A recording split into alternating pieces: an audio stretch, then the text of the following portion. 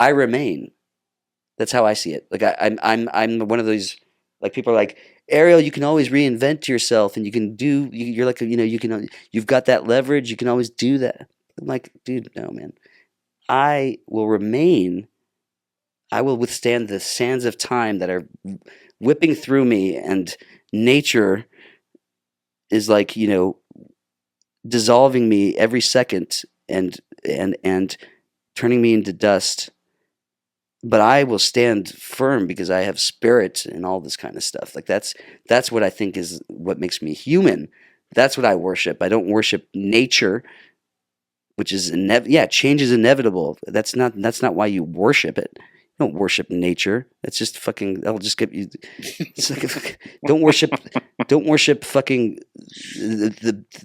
the beast of the universe. Fucking like it's fucking terrible. Like humanity is what makes us special is that we can do the impossible things, like stand still and stop time and fucking withstand fucking all the fucking forces that are against us. Like that's what we can dream of, the impossible. We can stand still and upright. That's what I think is like what faith is about. Like I don't think that like I feel like we can conquer death if we fucking will it into existence. I do too. That's what I say.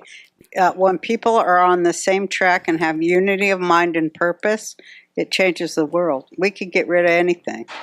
We can get rid of anything. And that's obviously bad. true because our world is a world of fucking ghosts anyway. Like it's like completely not real. So it may as well be something. What do you mean by that? I mean, we're not scientists, and we're not basically practical creatures. We're completely full of shit. We're inundated with bullshit.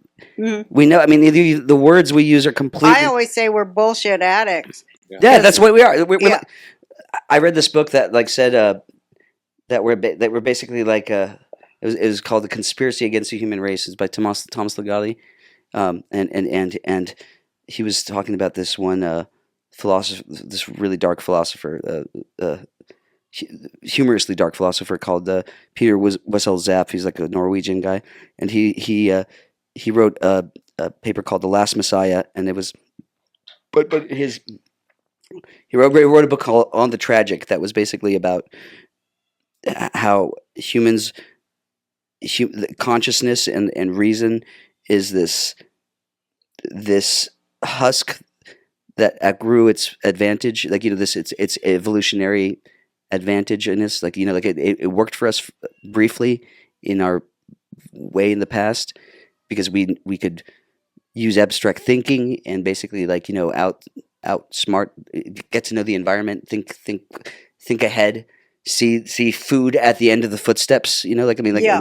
So we basically were able to make these leaps of thought, and language comes from that and that kind of stuff, and that mm-hmm. gave us an absurd advantage. But it's outstayed its welcome. It's kind of like a deer whose antlers have grown too big and is basically pinning it to the ground.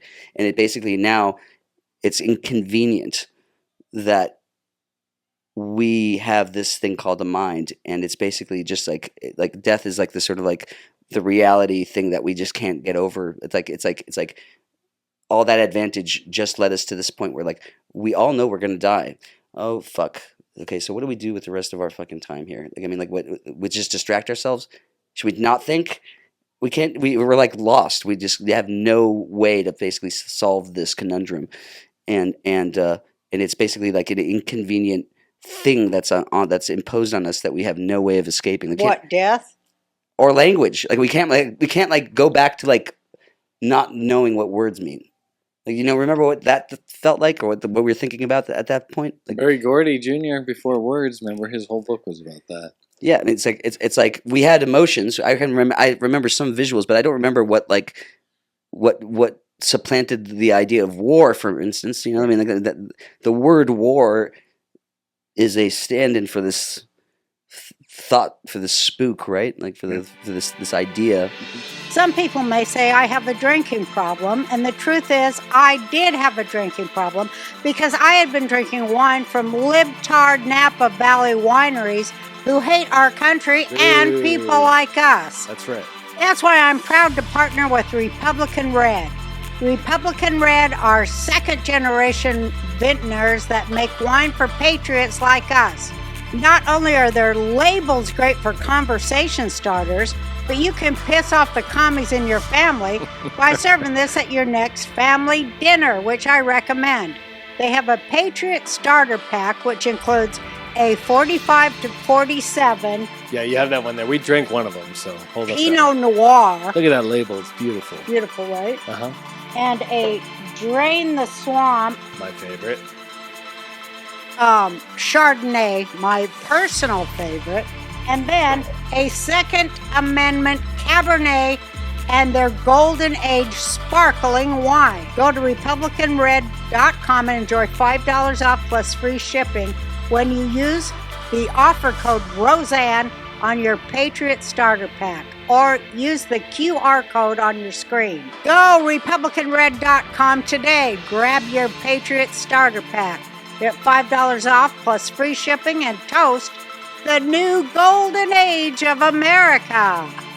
And like all of the words they're given to us from the outside. We're not born with them. They're made by men sometime a long time ago, and we're just vessels to keep those words alive. There's just like spirit. There's like invocations. There's just spells that we repeat over and over again. We just say the words, and the thought forms come up, and they're like deities. And like, Yeah. and we're invoking them, we're spelling them into fucking existence every time we fucking say them. I agree. And there's even like little angels and demon helpers that like with the smaller words like and the and like they help get all the bigger deities together to create these fucking complex spells. And so we're like basically like Words are definitely spells. yes. Yeah. They're prayers too. Yeah. Yeah. They're the same thing though, in a sense. Yeah. We say them with No, intention. they're not the same thing. Well, one of them is we're humble in one, but in another we're One we ask, one we tell. well, we're always invoking, and they're deities. We say them by their name, right? We say the words. We just say their name 3 times in the fucking bathroom or wherever, like in the darkness, and we basically conjure them into existence. In our mind. But in the world too. Yeah, no, that's the whole point. Manifestation. That's what it does, man. That's what's so I think scary so, about too. it. I mean, I think that like we're cursed. We're absolutely cursed. That's how I think about it.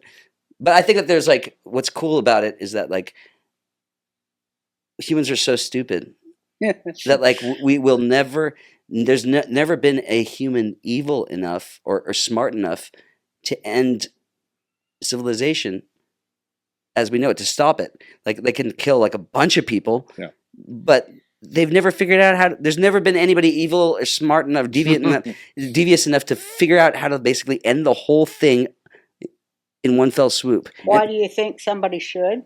I'm surprised somebody hasn't, is what I'm saying. Yeah, I'm saying like where the intention is. Yeah. There should be. I mean, I'm sure that there's got to be some megalomaniacs out there that like are just.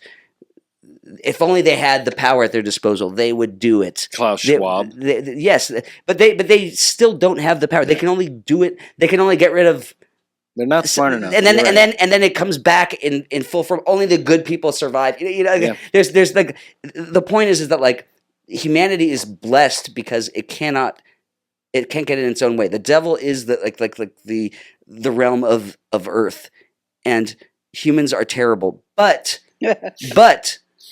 we'll never be able to get in God's way and stop the whole thing. We start over when we're born.